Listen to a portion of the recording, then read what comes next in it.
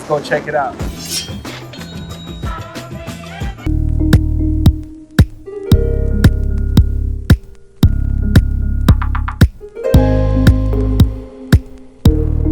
So our financial segment is going to go over preparation, being prepared for like a recession. Because we're technically in one already, but we're not feeling it yet. But when we do, you want to be prepared. So you want to be mentally prepared, you want to be financially prepared, you want to be prepared to invest if you need to. You always want to be prepared to invest.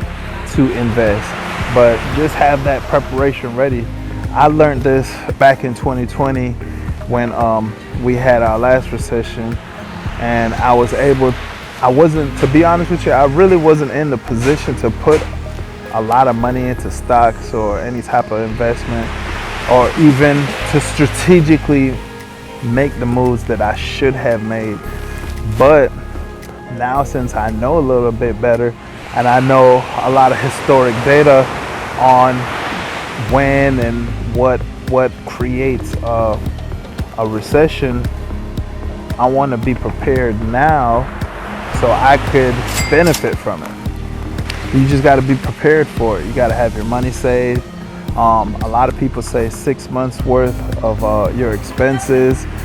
Some people say 3 years worth of your expenses, because not even most, because we can't even use that terminology no more because everything changes.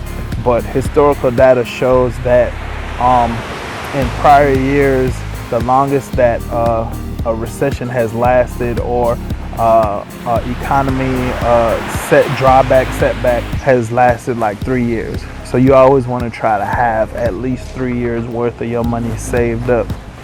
So, and when I say money saved up, you just don't want to be like, oh, I got 50,000, so I'm good. No, you want to calculate your bills. You want to calculate all your expenses, everything that you would normally have for a whole month. Tally that up, and then times it by however many months you think you'll need it. And most times you'll need it for 3 years.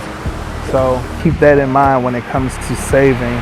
It's not just saving this particular amount. You have to do it strategically and calculate everything based off of your needs and also sometimes your wants. So you want to give a little cushion too. And with the inflation problem that we're having right now, you also want to keep in consideration that if you save your amount of money from now till 3 years out, you want to keep in mind that inflation will still be there, and inflation goes up by the minimum 1% every year on the average, I think, maybe 2%. But right now, inflation is at 8%. So you really got to keep that in mind with saving. So you got to factor that percentage in too with the amount that you need saved. And then also you want to have some stuff on the side to invest when you do get in the position of a recession, because you never want to take away from your savings to go invest, because you could take your whole savings and invest it, and then what if it doesn't work out properly? What if your money is locked in for so many years and you can't do anything? Like when it comes to stock, to have a better to be in a better tax bracket, you have to hold your stocks for 366 days, and then you'll be able to be put in a better tax bracket. So you also got to keep that in mind too. Unless you're investing in a startup company or anything, you always got to keep that in mind. Make sure you have enough money saved for an economy setback, recession. Just make sure you have the money saved to invest and to survive the storm. Preparation is key, man. Preparation is key. These are a couple gems I'm dropping to you. So to really sum this all up, being prepared is really being structured, being able to have a plan, sticking to the plan, and executing the plan. Like, that's why there are a lot of financial advisors out there, because they give you a financial plan based off of your income, your situation, and what you need to do. You always got to have goals. A lot of people have weird goals. Like, this new generation, they want to get all these fancy things, and really they don't have any financial goals. So being prepared for an economy setback or a recession, you have to have these goals already set in place. Like having a savings, already have investment portfolios put in place, having cash on hand, because you always got to have cash on hand. I don't care what anybody say. The best tool to use is somebody else's playbook, but you just cater it to your lifestyle. Just like a lot of big companies out there, they have a lot of cash on hand. Some don't. They have a lot of debt on hand where they borrow a lot more than they actually make. So prime example, Netflix. Yeah, we ain't gonna get into that. But you want to be like the Microsoft or the Apple that have a lot of cash on hand, where if there's a recession, you won't have to borrow money from the government. You won't have to do those type of things. You already have the cash on hand to keep your company afloat, most definitely. So first thing you need to keep in mind that you need a savings, you need cash on hand is the second thing, and you need to make sure you already have an investment portfolio started, because your investment portfolio is going to make money in any type of predicament. Even if the market is down, if you have the right stocks, you're going to be making money, most definitely. So another way to achieve all these goals is to eliminate debt, stop unnecessary spending. So I know it's kind of weird hearing that from me because I vacation all the time, but I vacation very smart.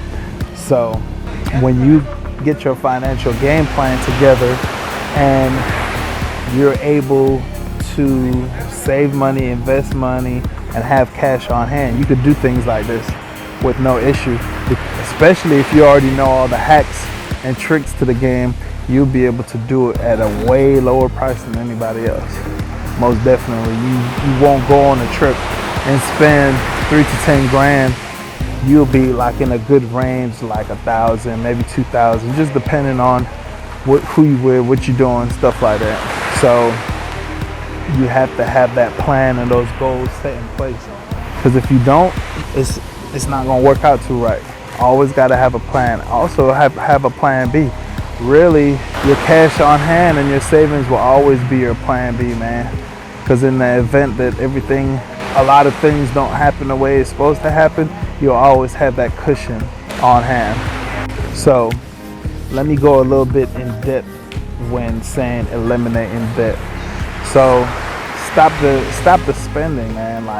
So I'm gonna tell you what we did. It was like right before the recession hit. It was crazy. It was like right before the pandemic, right before all of that. We strategically said we're gonna stop all the unnecessary spending. We canceled like damn near all of our subscriptions. So we would have like Netflix, Amazon, Hulu, Disney Plus. We had like every movie subscription, video subscription out there, and it was unnecessary. Like we didn't really watch all. I know I didn't watch Hulu. It was really not that many things on there. It would be like one show or one movie that we could access from each thing. We went on the internet and we found one app that caters to all of it. Anything that comes out on those platforms, it will be delivered to that particular platform. Sometimes even before it was released on Netflix, it was on that app. So once we discovered that, then we got rid of all those other apps and we used that one central app, and we paid one price for it, and it was $3.99. So we used that app. We just paid for like a VPN, and that worked out good. Another thing, we stopped going out to eat as much as we did before.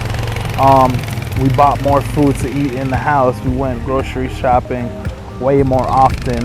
We stopped doing a lot of stuff. We stopped going to the movies, but what we did was we picked up like several different side hustles to create, to generate revenue so we can invest. So anything we did on the side, any side job we did, anything that we could create money on the side, we took that money and we invested it. And it's crazy because the pandemic happened at no better time. It catapulted our efforts to a whole nother level because we didn't have to drive nowhere really. Nobody was working. We didn't go out to eat. We saved a whole lot of money. Saved a whole lot of money on gas. A lot of that helped us save a lot of money, and it saved on insurance. It saved on a lot of things. So we was able to take that money, invest it, take all of our stimmy checks, invest it. And the way we eliminated our debt, I promise you, we could show you the paperwork. We took all our stimmy checks. We got rid of all the loans that we had. We had a credit card loan. I had a bike note. We eliminated a car note.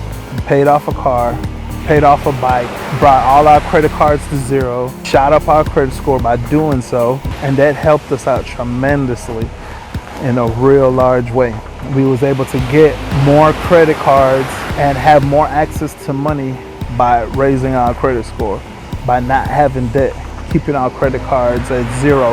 You don't want to pay no interest for anything, so we eliminated everything that we was paying interest for. We only had one car note that we couldn't pay down at the moment because the balance was too high, but we eliminated as much as we can. So I'm not saying go out there and go broke trying to eliminate debt. Go out there and try to eliminate it as fast as you can. We were fortunate to eliminate it as quick as we could, but it was a team effort, and we sacrificed a lot of things to be able to do that and be in the position we're in now. So you got to make plenty of sacrifices in the beginning so you could reap the benefits later. Like right now, look where we at. Who would have thought we would have been here at one of the most iconic places in the world? Cabo San Lucas, Baja California, the Sea of Cortez. I think this sea cursed though, I ain't gonna lie to you. them waves out there is rough. But I'm gonna do my history on that because I think there's something wrong with this sea out here. But it's beautiful, man. Like you can see we seen dolphins the other morning. There's people fishing out here and the dolphins came to play. Like you could just look out there and you might see something floating out there right now. Zoom in on it. You see it? I don't think it's a buoy, but you see it's out there by itself. You think it's a person? Oh, it's not a person? So, with that being said, get you a plan, man. And then if you don't know how to formulate it, because we didn't get a financial advisor. We did it ourselves. Brittany was one of the big brains of our operation, and I threw in my 2 cents with the credit cards. There was a lot of stuff that I did research on credit cards she didn't know. There's a lot of stuff that she knows about creating budgets that I didn't know, and we just came together and like we killed it as a team. Like everybody knows their lane, everybody does what they're supposed to do and kill it. So if you're in a partnership, a domestic partnership, a marriage, team up with your person, team up with the person that you're with, like to make these things happen. Like one person shouldn't be doing it all by themselves whatsoever. Got to be a team, got to be a unit. 2 heads are better than one, most definitely. But get your plan. If you can't afford a financial advisor, you can reach out to us. We have our services available, most definitely, to set you up a plan, all that good stuff. Yeah, get your plan. We're here, Cabo San Lucas. Stay tuned. Full Fun Finance. Make sure you check us out on social media. We're on TikTok, we're on Instagram, we're on Facebook, we're on every social media platform that there is possible. Go follow us over there. We have exclusives on all different platforms, so you will never be seeing the same thing on one platform. So go check us out, YouTube especially. Let's go.